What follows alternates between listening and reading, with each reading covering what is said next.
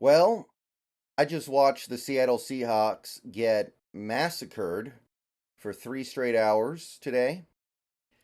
Um, Remember that stuff I said in the pregame video about how if you win this game, you're going to be talked about as a Super Bowl contender all week? Well, this was, I guess, the other extreme outcome where this happens, and now you're going to be talked about like you're frauds all week, and I can't say too much about it. The Seahawks are going to be discussed as one of the league's preeminent paper tigers for until they win another game, I guess, and that even may not be enough. You guys remember a few weeks ago, Cowboys Niners? It was a big statement game for the Dallas Cowboys. Like, prove that they've taken a step forward from the team that lost to the Niners 2 straight years in the playoffs. And the final score of that game was San Fran winning 42-10. And I said after that game, there is nothing the Cowboys are going to be able to do anytime soon that makes me think they're real contenders again. They are frauds until they go on some crazy 10-game winning streak. That's where I am now with these Seahawks. It's almost the same thing, right? It's basically the same deal. You had a chance to make a statement that you're taking the next step up, and you don't even show up. I'm not mad that we lost this game. I said before this game started, I expected to lose. I expected the Ravens to find a way to win. They're at home. They're playing great football right now. They're maybe peaking right now when you look at what they did to Detroit. But 37-3 is not okay in the NFL under any circumstance. Like, you have the bottom of the barrel teams playing elite teams, the best teams in the league, and the scores aren't like this.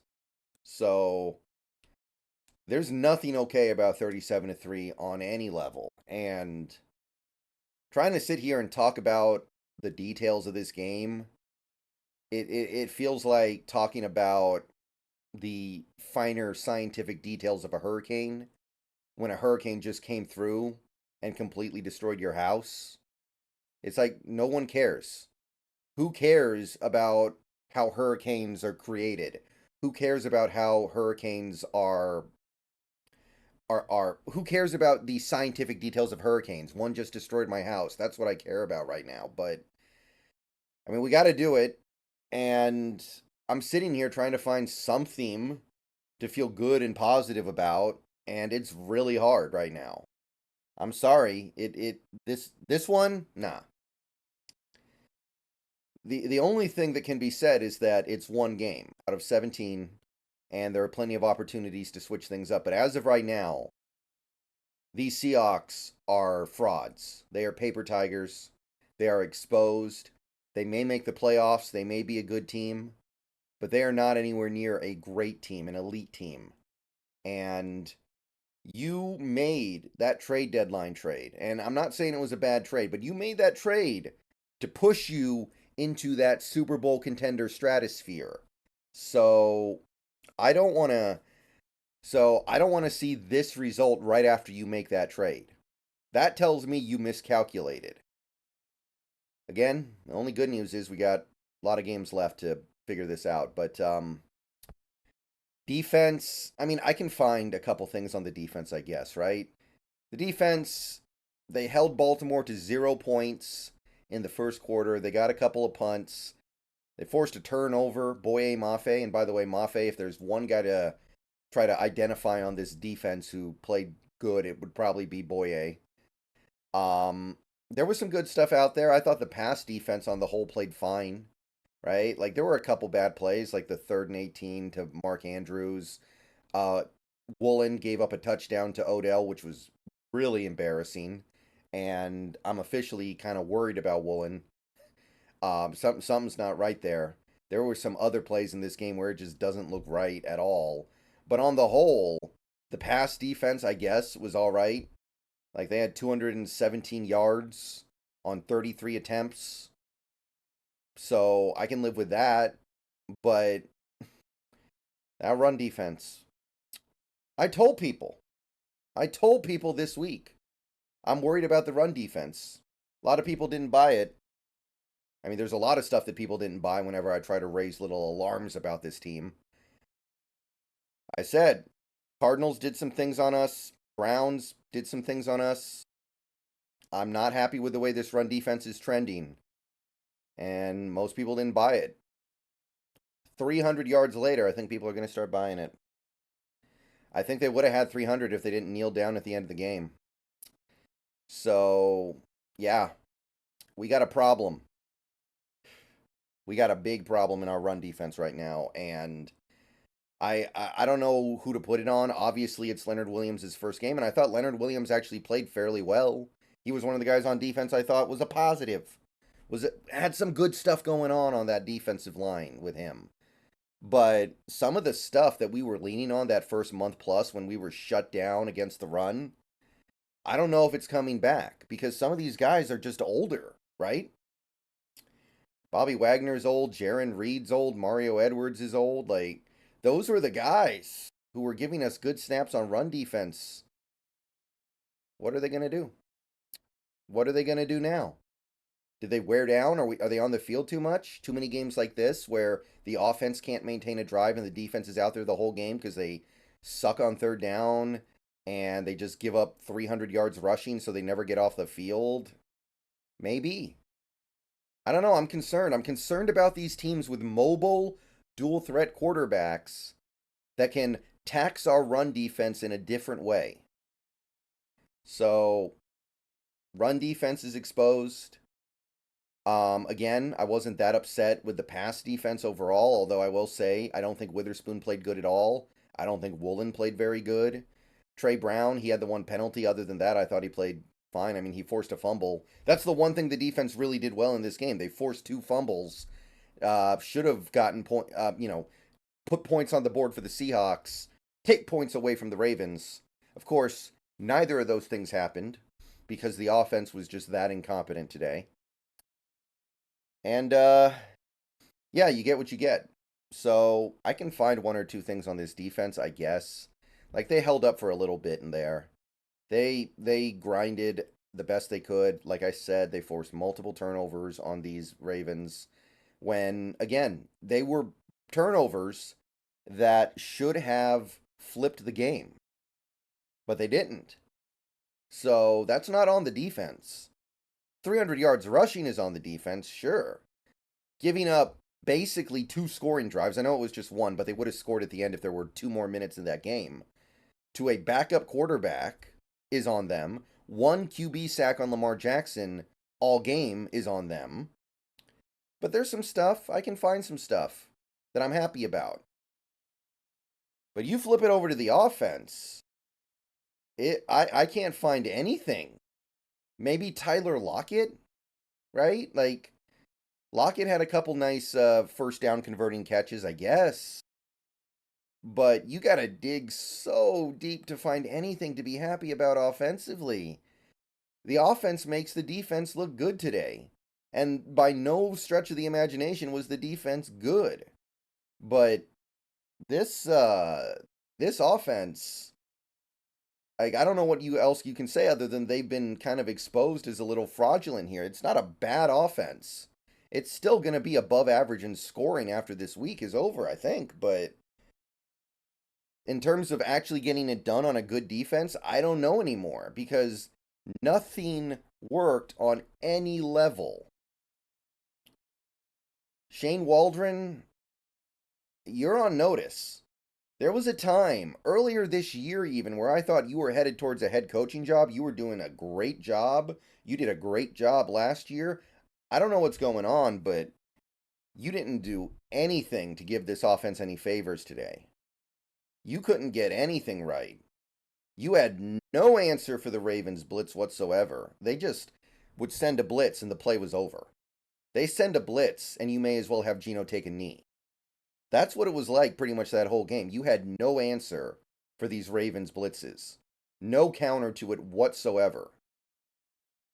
I don't know what's going on there, but we are past the point of you being able to use this offensive line as an excuse in terms of health. There was a time this year where we had like 1 starting offensive lineman on the field. where we were playing nothing but backups and in some cases even third stringers. You don't have that anymore. You've got one backup on the offensive line right now. So we can't sit here and say it's not Waldron's fault. He's got no offensive line. He doesn't have his offensive line. You have 80% of your offensive line. And don't get me wrong, they didn't play well today, but you can't say it's because we're playing a bunch of backups. That would be a different story. So whatever it is that is making these offensive linemen look so bad, because today was like the Bengals game on steroids. I can't just sit here and say, well, I give everybody a pass because it's a bunch of backup offensive linemen that shouldn't even be playing in the game anyway. No, that was not the case today. We had 80% of our intended starters when the season started. So, Waldron, I don't know what's going on, but you're not calling enough play action. You're not coming up with counters to opposing teams' blitzes right now. And if there's one guy that needs to be isolated right now as a problem on this offense, I think it's probably him. And he's got time to fix it, but this was an opportunity to prove, even if you had lost this game, even if you had gotten blown out, you could have proven that you had some kind of answer for a really good defense, and you didn't. You went the exact opposite way. So I'm down on that. I'm down on the offensive line. Nobody on the offensive line really stood out to me in a positive way. Maybe Phil Haynes, I guess, but not even like, that's not even like a standout thing. That's just like I didn't notice him do anything that made me upset. So I got no answers for what's going on up front with that offensive line. I think that's probably the second thing that I'm really disappointed in on offense in this game. Just no blocking whatsoever. Complete confusion against the blitz. Charles Cross gives up a couple big plays in the backfield. Damian Lewis, I don't know if I guess he doesn't want to get paid. I guess Damian Lewis just doesn't want to make any money this year because he's been bad this year and he was awful today. Evan Brown with the penalty. Jason Peters had 2 penalties on 1 drive and somehow didn't get benched for the rest of the game. Like, it's a cool story, but Forsyth is just playing better than him right now. I don't know why you wouldn't stick with that. Not that I'm thrilled with the way Forsyth played today, but you got to stick with something. This rotation thing is just starting to kind of drive me crazy. It doesn't make any sense. Like, what is the benefit of rotating these right tackles? Are we getting better play out of the position? I don't think so. God, what else? I mean, everything else is just kind of part of that. Everything I just talked about. Like, Gino did not play a good game, obviously. The one throw that he really missed, the one that really could have maybe changed things, would be missing Metcalf in the back of the end zone on our field goal drive. He had a chance to hit Metcalf for a touchdown, and the ball just didn't get there. That was the one throw that he genuinely just, like, whiffed on, where it was open. He had what he needed on that play. He just didn't get the ball there. A lot of the other things in this game, I think, stemmed from the failures of everything else. But he didn't play good at all. One of the worst games he's played since he got here. He looked a little shook. And the Ravens defense on the road is going to shake a lot of quarterbacks, but he looked shook. Couldn't run the ball at all. Walker, Charbonnet, nothing doing on the ground. This was like a college game where you've got Tennessee, Chattanooga playing Alabama, and you run the ball a little bit just because you're obligated to, but you know it's not going to work. You'll be lucky to get 2 yards a carry. We didn't even get that in this game, so couldn't run the ball at all. Again, offensive line. I don't think the running backs did anything all that wrong. It's just you got to be able to block a little bit up front. And that's the part of this team that I thought was maybe going to give us a chance today, so I'm really disappointed there. Receivers, Metcalf had the one big play. Other than that, there wasn't really an opportunity for him to do all that much. Like I said, Lockett might be the one guy who stood out positively on offense. I know JSN put up his numbers, but he had a big drop on the first drive of the game. If he makes that catch, maybe things change a little bit. I don't know. But that was a 3rd down. That would have been a 1st down if he brings it in. He drops it, and bad things stem from there. I know he had good numbers, but I need that catch on the first drive more than I need those garbage time catches, period. So yeah, they are frauds until they go out there and do something to prove otherwise. And you're not going to be able to do that until probably later in this season. You're going to have to string together real success, some big time success against good defenses, Cowboys, Eagles, Niners. If you don't, then you can beat up on the bad teams, the mediocre teams, the decent teams all you want to. But we need to get back whatever it is that we had in that Lions game, because yeah, that was an impressive win. I'm not taking anything away from that game, but you are getting further and further away from that game with every week. So yeah, I'm not really mad about anything. It's hard to get mad about a game like this. Like, you just get so badly outplayed. And you wish you were mad, because then you would feel something.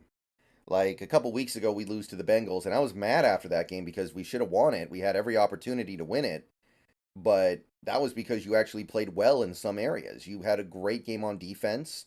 You moved the ball on offense. You just couldn't punch the ball in when you got into the red zone. This game, you couldn't even get into the red zone. I think we were like 1 for 13 on third down.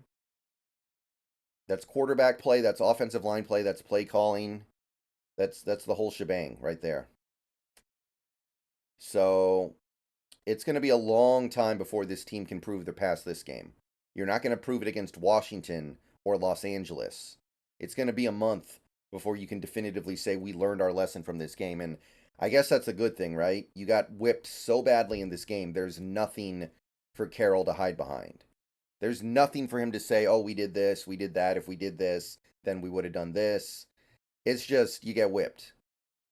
And actually, maybe that's the one thing I'm going to get mad about in this game. You're down 37-3 in the fourth quarter, and Geno Smith is still in at quarterback. Somebody's going to have to explain that one to me. Like, the other stuff is just football, right? Sometimes you just get outplayed. Sometimes you just get beaten badly because the other team just is playing better than you. But why are you leaving your starting quarterback in complete garbage time? The Ravens put Tyler Huntley in before you. Well, you didn't put Drew Lock in, period, so that didn't even come into play. So, like, it's garbage time, dude. This is the same stuff we would do under Russell. Russell would go out there when it's like 42-0. Put the garbage time quarterback in. It's okay. So that kind of got me heated at the end of this game. I know it doesn't seem like it matters. There's just something about that got on my nerves. But the rest of this, just, I guess we're frauds.